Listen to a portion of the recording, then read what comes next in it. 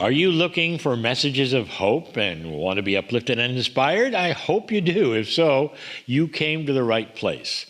Hello and welcome to Wednesdays with Kryon. It's a spiritual sanctuary where Monica and I hold an intention to bring you solace and peace and experiences designed for transformation. Welcome members to our Wednesdays with Kryon. Many of you have been with us for over 5 years. And welcome to our YouTube audience as well. We're so pleased you are with us. We really enjoy sharing some personal things that have happened to us. Well, partly so you know we are normal, everyday people, and partly in hopes it brings a smile to your face and maybe even gets you laughing. I haven't been called normal for some time. I'd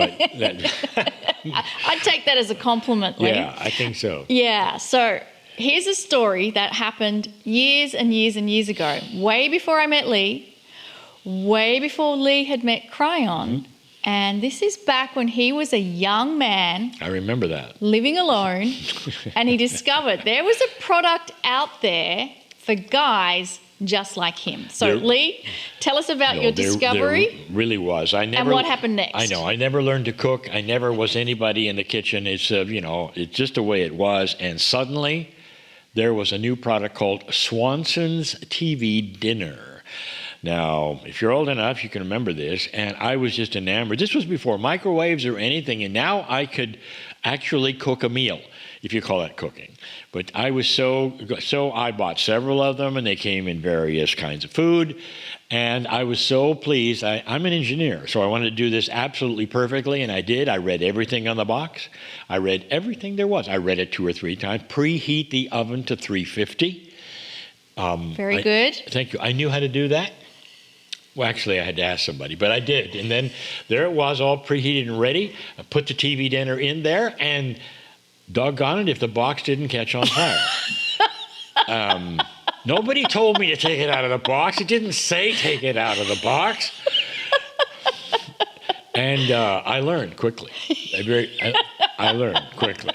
Right. Well, I'm pretty sure, Lee, you're not the only one that something like that has happened to, because I actually remember you telling me after that episode when you bought that Swanson's TV dinner again, it had new instructions on the box saying, please remove the meal from the box or something to that effect. I was not alone. There were other nerds out there who had no idea to take it out of the box. Absolutely. It really does us good to laugh about just the funny and silly things that happen in life, isn't it?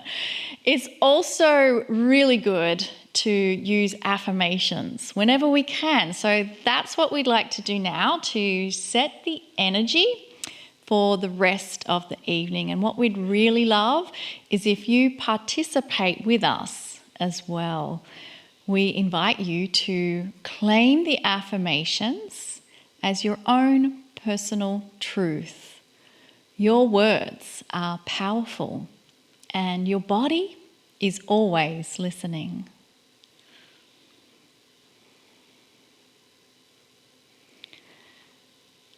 I have miracle healing energy within my body. My DNA holds the chemistry of love. I have miracle healing energy within my body. My DNA holds the chemistry of love.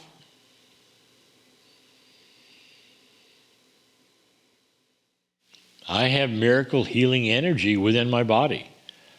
My DNA holds the chemistry of love. I have miracle healing energy within my body. My DNA holds the chemistry of love.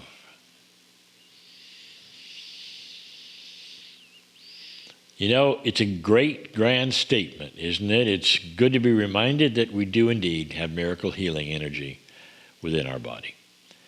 Daily affirmations and giving gratitude are 2 simple things that we can do that really greatly enhance our life. I'd like to ask Monica to tell us about tonight's guest. Candace Van Dell is a renowned spiritual coach, thought leader, and expert in healing toxic relationships and inner child wounds. In fact, the last time Candace was with us back in August of 2025, she guided us on a journey to integrate our inner child. And before that, she was featured as one of the Indigos in our Indigo Emergence Summit. With over 20 years of experience in psychology and spiritual practices, Candace helps individuals reclaim their authenticity and break free from unhealthy patterns using a blend of mindfulness, somatic healing, and emotional intelligence. Known for her sharp intuition and compassionate approach, she guides clients through transformative work that fosters emotional clarity and lasting empowerment. Candace shares her wisdom through workshops, writing, online courses, YouTube, her podcast, and one-to-one mentorship, inspiring others to lead purpose-driven, emotional, honest lives. Like a true indigo, Candace started waking up to the reality that she was never meant to fit in to old energy paradigms, but instead, she is here to build the new ones by being the change.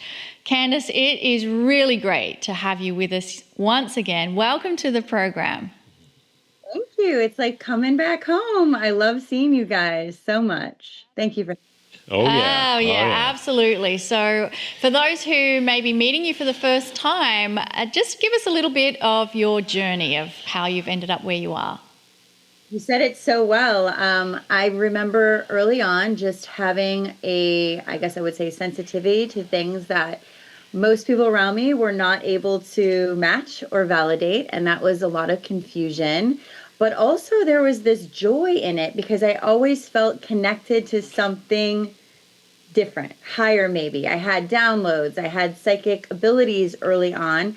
And yes, that made me weird and different, but it also made me have this ability to find synchronicity and alignment when I would follow that. And so I'm going to be talking about that later today, but I always felt lucky to have this, even though society maybe said it wasn't good. And I always wanted to teach it, but I had a lot to learn first to be able to embody the teachings. And I got to say, doing this work definitely is my soul calling, and nothing makes me happier, more connected to self. It's a joy every single day. I want to hear it from you because I teach this. How important is the inner child?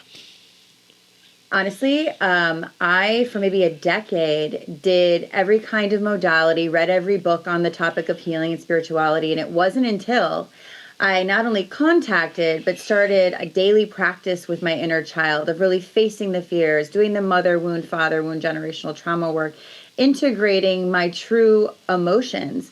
It wasn't until I worked with my inner child that I really healed. And we're always healing, right? But that anchoring of self cannot happen when we have a separation from the most authentic part of ourselves, which is our inner child.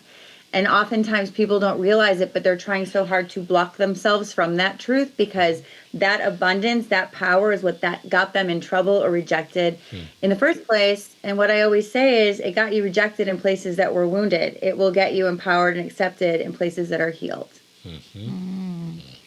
So what are some of those transformations with your clients that you've seen? If there's any one that stands out, I would love to hear about it. Actually, one just happened last week, so I'll tell you. This is a fairly new client. We've had 5 sessions, and she is definitely indigo. She is 29 years old. She's amazing. She's a recording artist, and she came to me because she had all these differences going on that were causing her anxiety and patterns, as we know, that are self-sabotaging. And, I mentioned to her in one of the sessions, were you the scapegoat in your family? And she's like, well, I think so. I don't know. So she had a conversation with her sister and her mother, and they both validated that she was always just frustrated about things and didn't have words and had a strong will and would kind of fight back and had these abilities, right, that were just very creative. And she goes, Candace, I was not only scapegoated by my family, I was scapegoated by the world. I said, oh yeah, the societal dynamic. And what's so interesting is within those 5 sessions, she has had major shifts by integrating her inner child. She did not realize that the access we have to understanding how good we are and how right on track we are comes from that connection. She had been sort of pushing that out and looking for the external validation for many, many years. And when we finally started doing this inner child work, she has had major shifts in 5 weeks with not only her family members, but now she's getting opportunities drawn to her for more music, for like signing a contract, and things are happening. And so she's freaking out. She's like, how did this happen so big? And I said, it's the one thing, understanding there was never anything wrong with you.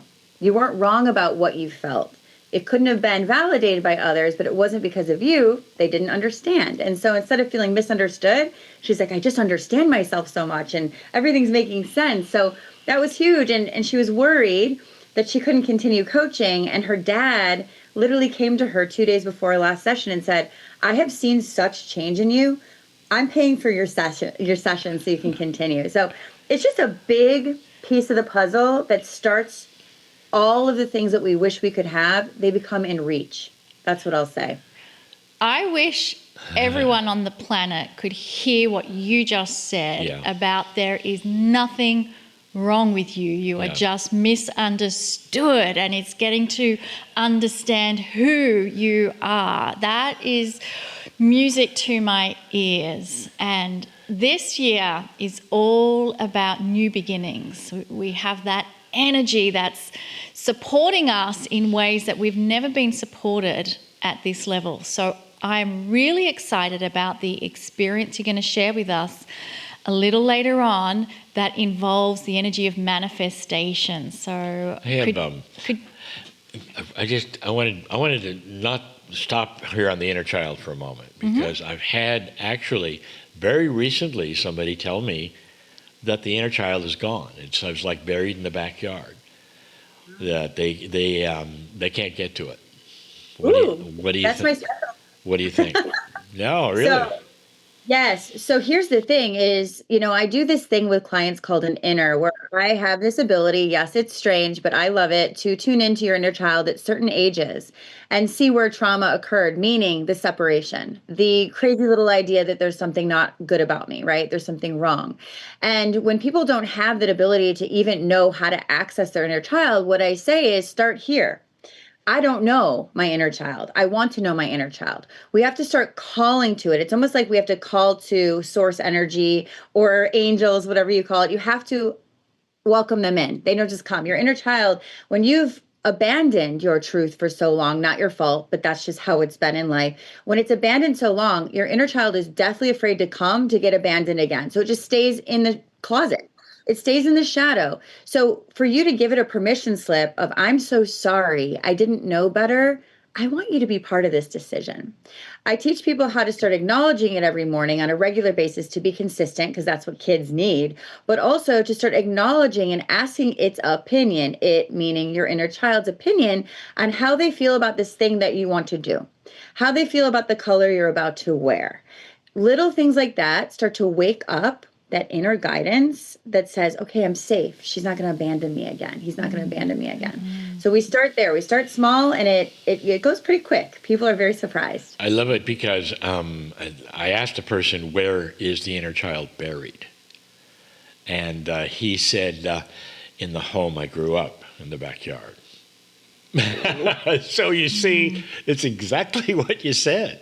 So thank you. Go ahead. Say, that's a can of worms right there, because one thing I just want to mention is oftentimes the big healing of the inner child comes when you go back to an old situation with new consciousness, and that transformation happens quickly. So a lot of clients will find themselves back at home or in a relationship that mirrors that. And I say, no, this isn't bad.